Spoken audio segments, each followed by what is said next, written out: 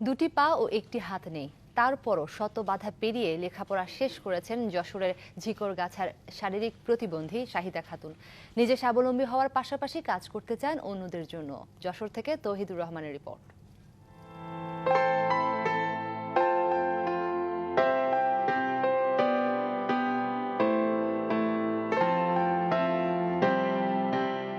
ছোটবেলা যখন স্কুলে ভর্তি হতে গেছি তখন যে আমার একটা টিচার ছিল যে ক্লাসে আমাকে দেখে আসলে ভয় পেয়ে গিয়েছিল। আমি কেমন এরকম প্রতিবন্ধী মেয়ে, স্বাভাবিক ভয় পাওয়ারই কথা যে আমি কিছু করতে পারবো কিনা, সেরকম ভয় পেয়ে আমাকে স্কুলে নিতে চায়নি। গ্রামের প্রতিবেশীরা ও বলতো ও খোড়া হয়েছে, ও কি হবে, ওর হাত পা নেই, ওইরাম হয়েছে ওইরাম হয়েছে, হাসাহাসি করতো।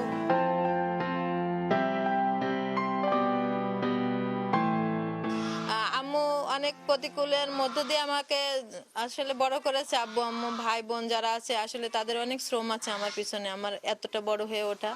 6 ছেলে মেয়ের ভিতরে আমার শাহিদা একটাই মেয়ে, সে প্রতিবন্ধী, আর সবগুলো ভালো। আর এই মেয়েটাই মাস্টার্স পর্যন্ত লেখাপড়া শিখলে।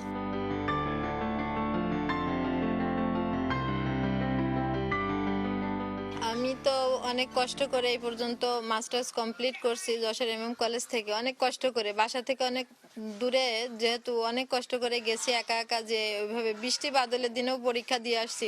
রাত হয়ে গেছে আসার সময়।